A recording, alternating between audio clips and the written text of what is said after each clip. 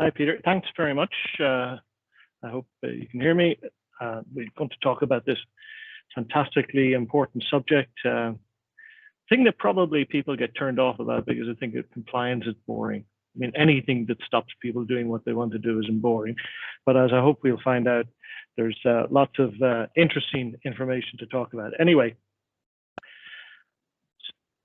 so to start off, I'm Tony Redmond. I've been an MVP for quite a long time, hanging around first with the Exchange guys and then moving into Office 365. And now basically anything to do with Microsoft 365. I write about Office 365 every week, twice a week for Petri.com. I've been writing that for a number of years. Before that, I was a columnist in the old Windows NT magazine, for those of you that remember back that far, in the glory days of tech publications. I also have this job leading a group of very talented authors to create a project called the Office 365 for IT Pros ebook. The reason why it's an ebook, and I've written many paper books over the years, is that the pace of change within Office 365 is so fast that traditional publishing models simply don't work. And because they don't work, they can't keep up. We publish essentially a new book every month. You can find details about that on Office365itpros.com. I've put a link there for people if they're interested in the book. You can get a $10 discount for TechFest attendees, because we thought that, hey, you guys might be interested in this, because we do cover compliance, we do cover teams in the book in a lot of detail. Anyway, so much for the advertising and the gratuitous marketing. Let's get into what we want to talk about. So I'll discuss what Teams compliance records are and how they're generated by the Microsoft 365 substrate. We'll talk about how retention policies work with Teams. We'll talk about how you can search for content. We'll talk about the audit log, which is a source of enormous information about Office 365. Find out a lot of things about how your tenant works, which I think is really interesting. We'll talk a little bit about information barriers and data loss prevention at the end, but the bulk of the presentation is going to be spent figuring out how to use these compliance records and audit records to figure out what's happening inside your tenant. So let's start. The capture flow for Teams compliance records, which I took from Microsoft to save me the task of creating this drawing. So somebody sends a message, be it a chat message in a group chat or a personal chat, or a message posted to a channel conversation. Doesn't really matter. They all go through a component called the chat service. The chat service notifies the Office 365 or the Microsoft 365 substrate. Now, people might not know what this is, but essentially it is a middle layer where a lot of processing happens. And that processing is for compliance, for example, to make sure the search indexes are up to date. But in this case, what happens is that the substrate is notified that a message has been sent. And it goes and it creates this email item in an Exchange mailbox, and we'll get to that in a moment. Those email items, which are copies of the actual real data. The real data is always in Teams Cosmos or Azure Cosmos DB. That information is then acted on by the Microsoft 365 protection tools. eDiscovery, hold, compliant, communications, compliance, all that stuff. But that's the basic capture flow. Now let's talk about that in a little bit more detail. So these compliance records, they're stored in Exchange Online. They are copies of individual messages. Now they're copies, but they're imperfect copies, as we'll talk about a little bit. They're copies of messages which are designed to support retention, content search, eDiscovery, and communication compliance. Anything to do with compliance uses the Teams compliance records. Now you may say, why do they store information in Exchange Online and not simply just go to the Cosmos DB data store to interact with the real data? Well, there's a couple of reasons. Firstly, it's very convenient to put everything into Exchange Online because it's going to be indexed, it's going to be eDiscoverable, etc. Secondly, all of the infrastructure for compliance already existed around Exchange Online. So Microsoft, by using this approach, didn't have to go and build a completely new compliance infrastructure for Teams. But the downside, of course, is that you are dealing against copies of data. You are not dealing against the actual data, and those copies are imperfect. They're imperfect because not everything is captured. You know, when you insert something, when you call MAPI, or the Graph API, to go and create a mail item in an Exchange mailbox, you are creating what looks like a message. And a message has a particular set of properties, and a message can contain and store particular information. So there are some things that are in Teams that are not stored in these compliance records. So things that I've listed here: reactions, you know, likes, hearts, love, everything you want to react, all these little emoticons that people use to react to Teams messages, they're not stored. And this is actually a big point for compliance. It's a thing that Microsoft is working on to close this gap, because when you think about it, if I send you a message saying, hey, let's go rob a bank, and you reply with a thumbs up, the message saying, let's go rob a bank is captured, no problem, we can find that, eDiscoverable. My reaction, my thumbs up, is not. And that's a very important piece of information for investigators, because it's an indication that somebody has read the particular message and has responded positively to the message. That's why Microsoft is working on closing this gap. Also, voice messages. If you use Teams Mobile to create a voice memo and send the voice memo as a message, not captured. There's lots of reasons why not, including the difficulty of breaking out voice memos and interpreting the content accurately, but they're not. And then a curious one, which I found out, is that if you format a message as a code snippet and send that, it's not going to be captured either. There are other gaps that you might also be concerned about in compliance. Things like the voice feed for meetings like this, not captured. Now, Microsoft is just about to introduce transcripting for meetings, but those transcripts are not captured either, as far as I can tell at the moment. Now, it may change before general availability. But voice feed for the moment is a gap. The recordings, the actual video recordings of Teams meetings like this, they're not captured either. Why? Well, you know, there isn't a good way of really breaking apart a meeting. So a video meeting at the moment for eDiscovery purposes. So somebody could put up a big sign and show it to the meeting to say, hey, let's go rob a bank. And everybody in the meeting enthusiastically waves and shouts and whatever. Huh? No evidence that it happened. So the point is that you take all this, there are copies of what's happened in Teams stored in Exchange Online. Those copies are there for a particular purpose. They miss some information, but generally speaking, they're pretty valuable sources of information when we need to find out what happened. Now, here's the thing. I see a lot of backup vendors proclaiming that they can back up Teams because they back up Exchange Online, and because they back up Exchange Online, they back up these compliance records. All of that is correct insofar that it's absolutely wrong. The reason why it's wrong is those compliance records, they're not suitable as a backup target. They're not suitable because they're incomplete. They are imperfect copies. But more importantly, you can't take compliance records created by Teams in Exchange and restore them in either a Teams chat or a Teams channel. So, you know, it's interesting that you're able to back up this information along with all the other stuff that's stored in an Exchange Online mailbox, but they are not a true and viable backup. Biggest problem we have right now with Teams backup is that there's no API, no suitable API available from Microsoft to copy data at speed, streamed out of the Teams data storage, streamed out of Cosmos DB. Some vendors try and get around this with migration APIs. They've been using this for things like tenant-to-tenant migrations. And yep, you can get slightly better results. But again, the problem at the moment we've got is that these APIs aren't able to insert information perfectly inside in restore situations. And they don't cover chats. So channel messages, yes, can be done. Personal chats can't. So it's not really good.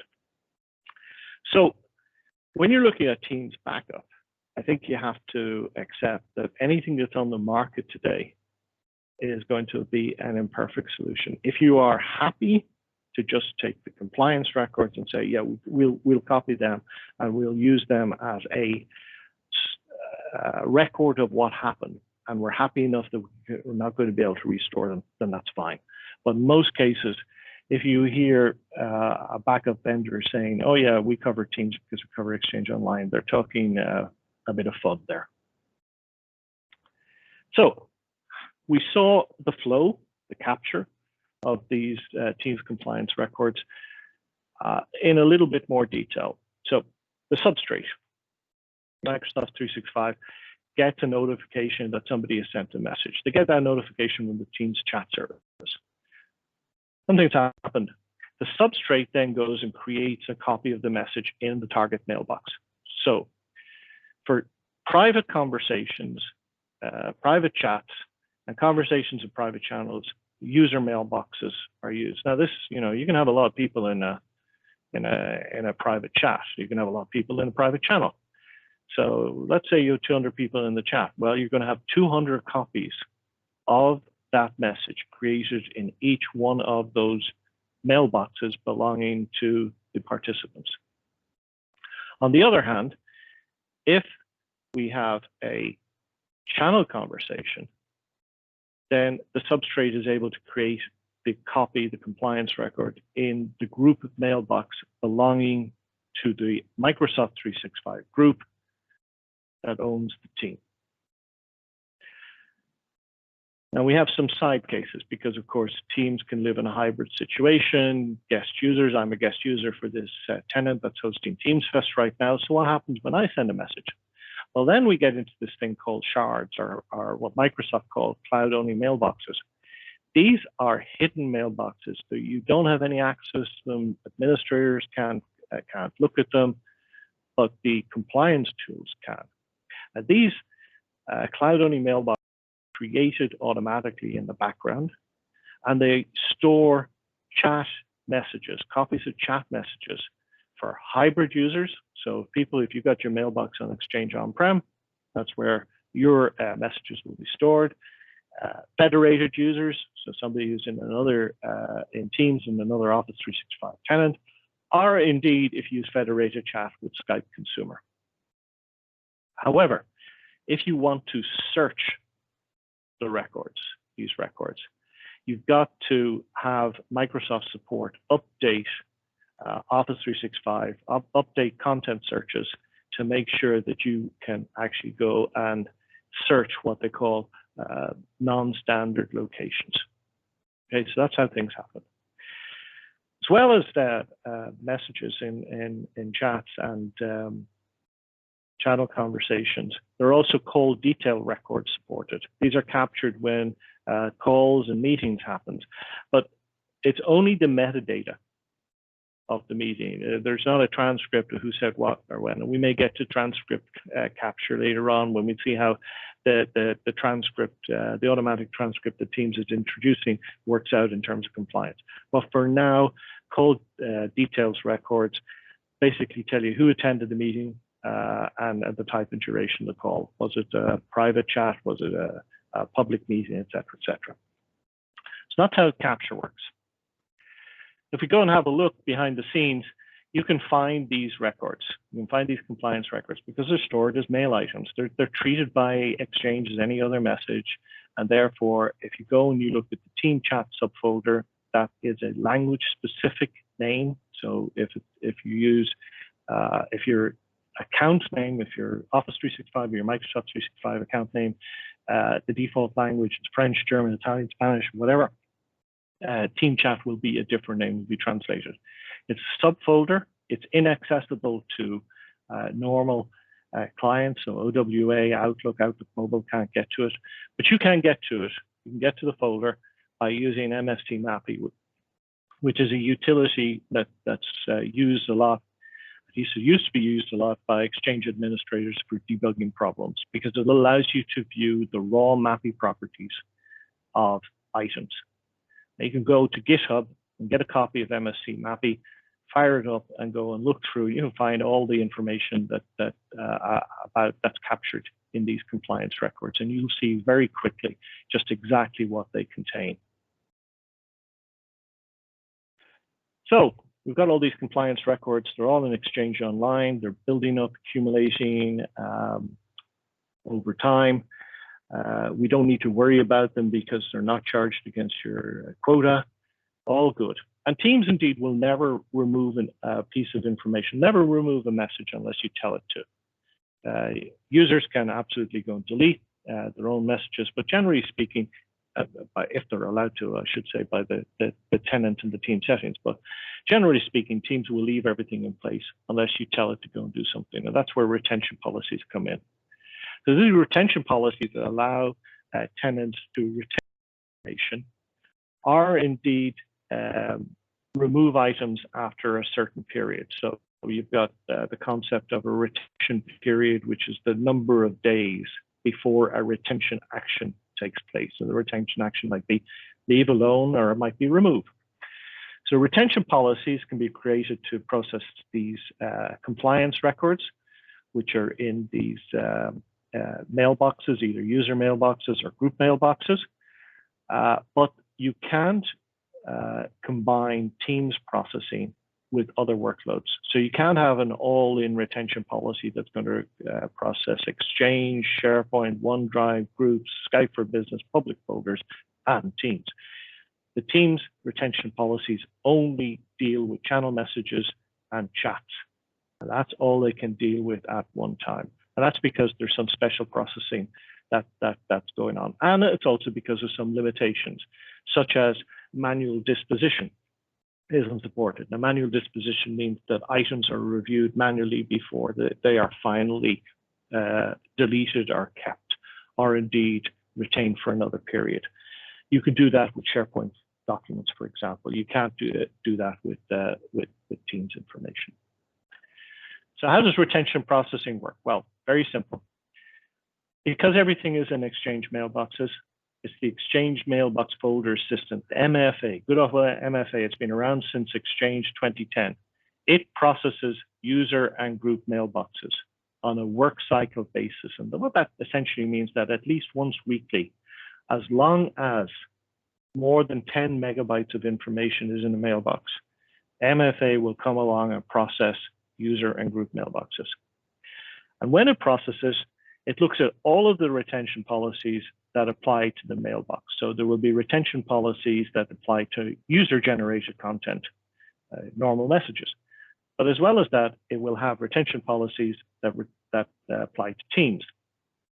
So it will go and have a look. Go and have a look at the team chat folder, and it will find out what information it needs to remove. Those removed messages, it moves it off to a folder under recoverable items called substrate holes, and it keeps them there until the entire retention processing cycle completes. Why does that happen? Well, it's because there is some synchronization that has to happen. And the synchronization basically occurs of, if we delete some items, say for a channel record, compliance records for a channel, or compliance records for chat, those deletion commands will be synchronized back from Exchange Online to Teams. The background process, you don't have to deal with it, it just happens. Teams will acknowledge those commands coming in from Exchange Online, and it will remove the deleted items from Cosmos DB. It removes it from its own store. And at that point then, the next time clients connect to Teams and they synchronize the local database, the local copy, their cached information about messages and conversations, those deletions will be processed. So it's actually quite a complex process. It used to take much longer than it takes today. Normally things happen pretty quickly, maybe 12, 24 hours, but there's a lot of background processing going on. Basically, it's all about mailbox is processed, stuff gets removed, Teams learns about those deletions, Teams removes it from its own Cosmos DP, which is the database or record, and clients eventually catch up when they next connect and synchronize. That's how retention policies work. So meeting recordings, this is a special thing. Right now, Teams stores meeting recording in Stream, and Stream is a bit of an outlier when it comes to compliance policies, because Stream doesn't basically support any compliance policies. It's really not a particularly good situation to be in. So Microsoft has changed a thing. It's moving storage of meeting recordings, the videos made of meeting recordings, the videos because they have both a video and an audio stream. And they're going to move it to OneDrive and SharePoint in an effort called Stream 2.0. And it actually was supposed to start on October 5. I've been checking in. It hasn't happened yet. There may be some minor glitches, but essentially the idea is that Stream is going to move all of its video storage from its current Azure-based store. It's got its own store into SharePoint, which will be for group content, or into OneDrive for Business, which will be for personal video content.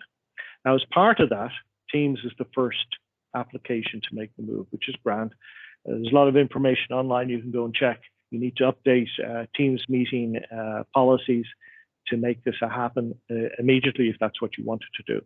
But as part of that, there'll be a special policy introduced to control how long recordings are kept, because some organizations are pretty sure that they don't want to have video recordings of meetings kept for longer than it needs for people to go and replay the meeting and find out that everything's okay. So the default for that, I believe, is going to be for 60 days, but you'll be able to adjust it. In the interim, before Microsoft gets this policy rolled out, it is possible to use a 365 retention policy using it based on a keyword query, which will go and be able to find and control those meeting recordings. And the keyword query is shown here: prog.id : media and prog.id = meetings or : meetings. So this is something, if you're interested in taking control of how long meeting recordings are kept. As I say, some organizations are very sensitive to this. You probably have to spend a little bit of time looking into this. So that brings me neatly to content searches.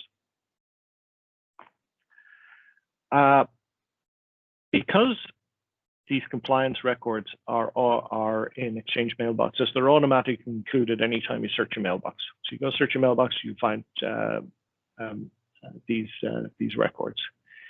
Teams files, those are the things that are stored in SharePoint. Remember, there's a folder for each channel in a team, which is in the SharePoint document library, which is part of the SharePoint team site that's owned by the Microsoft 365 group that the team belongs to. It's a lot of complication, but essentially, if you share a file or you upload a file to a Teams channel, it goes into SharePoint. If you share a file during the chat, it goes into OneDrive for Business. And you can go on, you can search these SharePoint Online and OneDrive for Business locations to find Teams files if needed. As I said earlier on, Teams recordings and transcripts are not searched yet. I still hope that the actual automatic transcript will be searched, but they're not there for the moment. But if you want to go and find Teams specific data, let's say you don't want to just look at all of the messages that are in people's mailboxes, because it might return thousands of results. You're very, very, very focused. You just want to look at things like what people said in Teams channel conversations or personal chats, or indeed the call data records. You find out that they actually call details records. You find out if they actually attended a meeting. You can use various keyword queries to go and find out, to go and search those particular records stored in Exchange Online. And I've listed them here. Message kind of Teams, you'll find everything to do with Teams. If you want to use just the meeting data, use a keyword query, item class. I don't need to read it out right now. You get this slides later on, et cetera, et cetera. But the basic point is Teams information is all it's pretty well all available because it's indexed by Microsoft Search. It's available for eDiscovery, You will find the information when you go and look for it in Exchange Online and SharePoint Online and OneDrive for Business. And if you want to refine your search, just look for Teams, you can do so. Now, another piece of another area where these compliance records are used for communications compliance. Communications compliance is the current iteration of a thing that started out as sensitivity supervision policies some years ago. And the basic idea is that in certain organizations, there could be schools, could be financial trading, could be anything, you have a need to monitor the communications people have between each other. Supervision policy started out with email, so you could go and have a look at what people were saying to each other, make sure, for example, traders weren't swapping stock trading tips and the like. And it has expanded now to these things called communication compliance policies, which are part of Office 365 E5 or Microsoft 365 E5. Which will allow you to look at mail and Teams and Skype for Business online. And you can look for things like evidence of people threatening other people, people using bad language, people using specific terms or whatever. It's quite flexible. But the point about it when we talk about a Teams compliance is that the way communication compliance policies work is that once somebody comes under the scope of the communications compliance policies, let's say Kim and Tony are both named as people we want to monitor their communications, the compliance records created as Kim and Tony work in Teams will be examined. Copies of them will be examined to make sure that we comply with all of the policies that exist within the organization. Basically, I'm not allowed to call Kim any names, and Kim isn't allowed to send me confidential information, that kind of thing. If a violation is detected, or rather a potential violation, because it's the nature of these things is that you may get a number of false positives. If a potential violation is detected, a copy of the compliance record is taken and moved over to a special mailbox, and it becomes available for review by somebody who will put eyes on the content, understand its context, and figure out whether or not the violation is real or not. And that's the basic way this works. But the reason why I wanted to talk about it here is that it's yet another example about how Microsoft is taking these compliance records generated and held in Exchange Online and using them as the basis for creating new functionality. It's kind of interesting that communication compliance use a lot of these trainable classifiers, which is machine learning to help you recognize patterns in documents, recognize patterns in communications to figure out whether or not for example, there's particular kind of information within a document, or indeed whether somebody is using threatening or offensive language in their communications. But anyway, it's the Teams communications, it's the Teams compliance records that are used for this stuff. In terms of eDiscovery, again, the compliance records, as we said earlier, they're found by content searches. So if they're found by content searches, well, then they can be included in eDiscovery cases, because eDiscovery cases are essentially built on top of content searches and holds. And indeed, the GDPR data subject requests, which are specialized searches to fulfill the GDPR requirement that says that somebody can come in and ask an organization to show any information pertaining to them.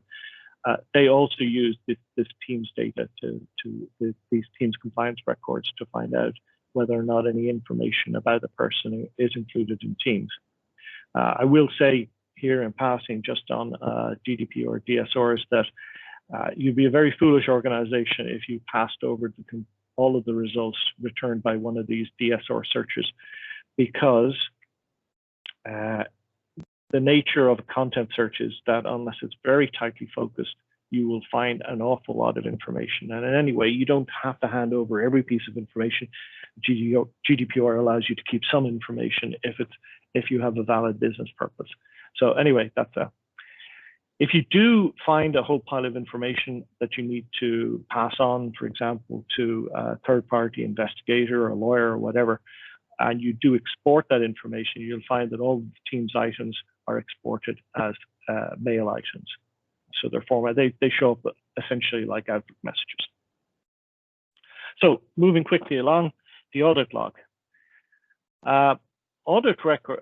The audit log is again started about 5 years ago, I think, and it reflected a need that Office 365 had a lot of different workloads, and the workloads were starting, well, SharePoint and Exchange certainly had different ways of generating and using and managing audit data. And the feeling was that it would be much, much better to have a common audit log format and repository where all of the workloads, including Teams as it happens now, Planner and Yammer and whatever, as they came along, we're able to go and populate this audit log with audit entries that were all formatted in much the same way.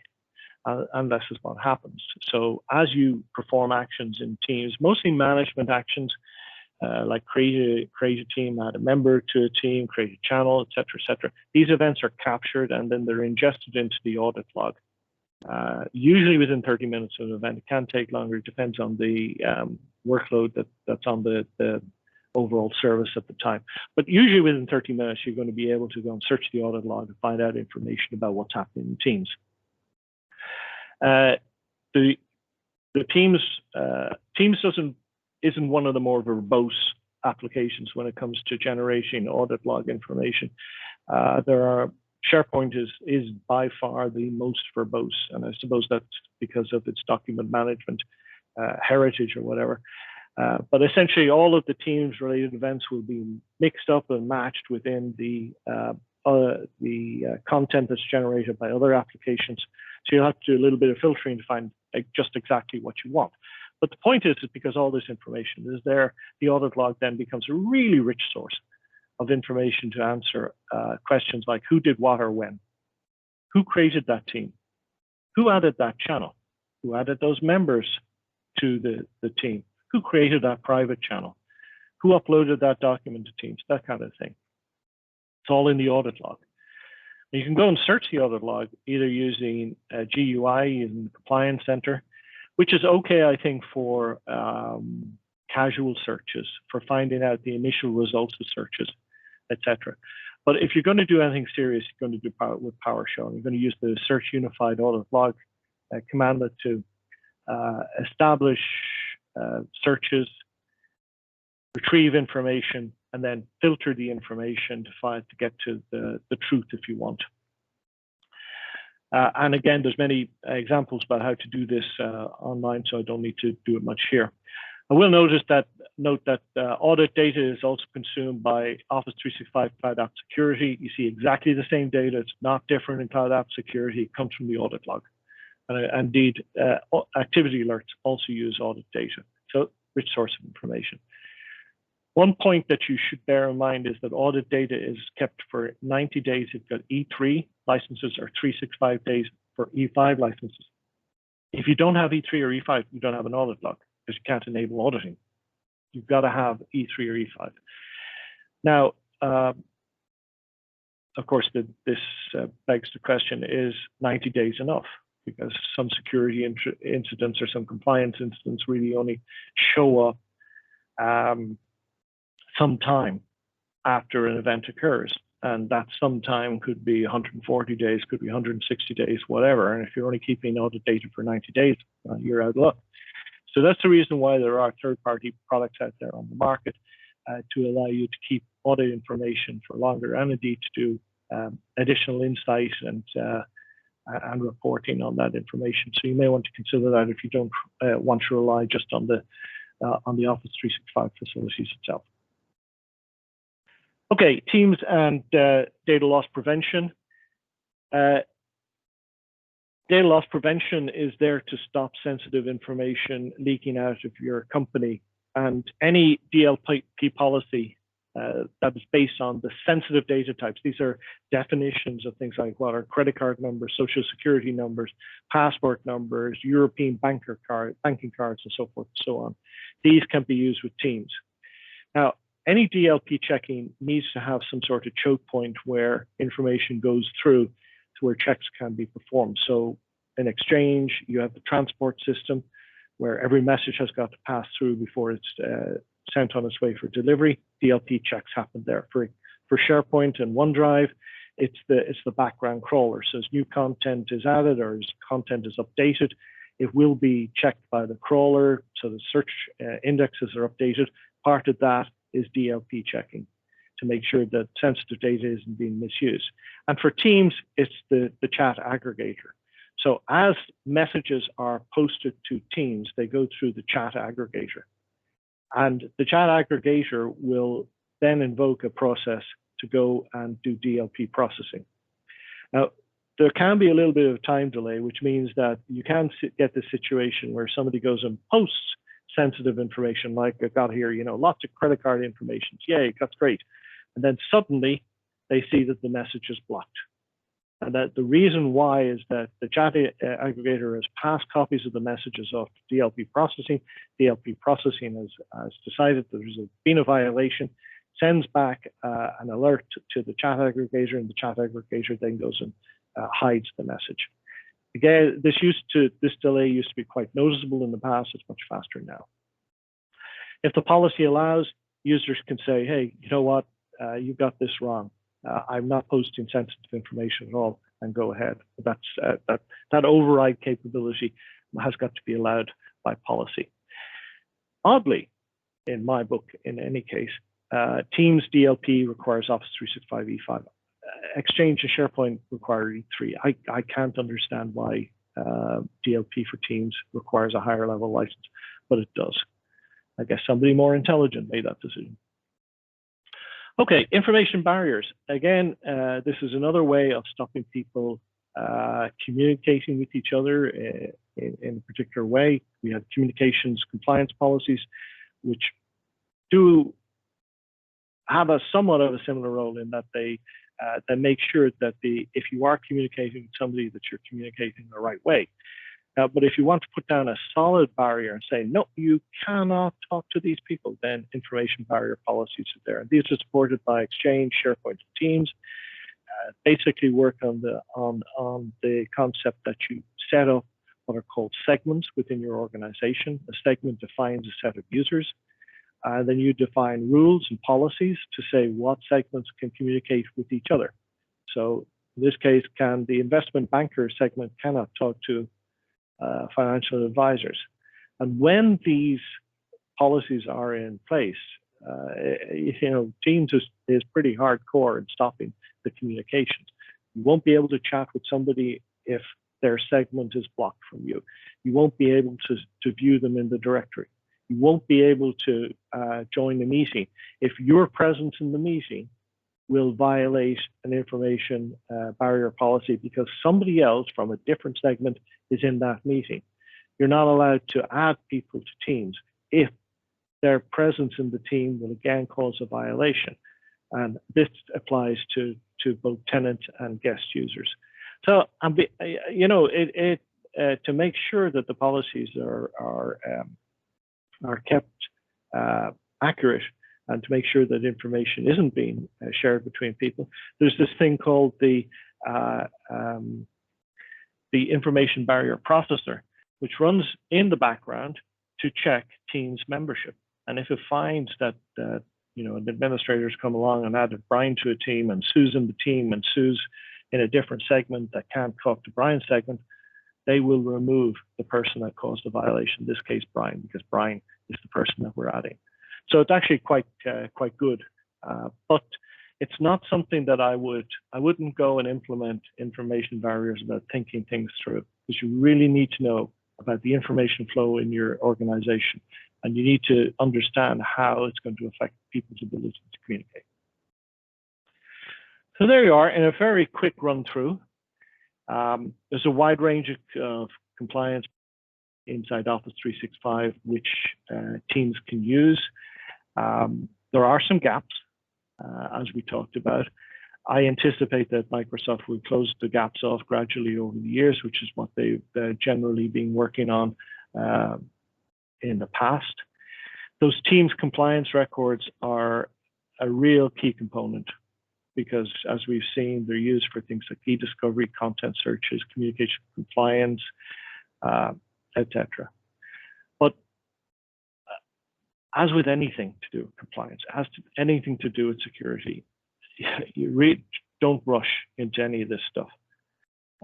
We saw, for example, that a mistake made by KPMG with an Office 3 retention policy managed to delete all of the Teams chat information for 145,000 users by making a change to a retention policy.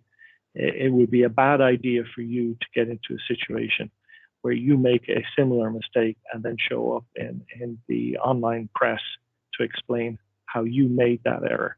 So plan, test, and then deploy.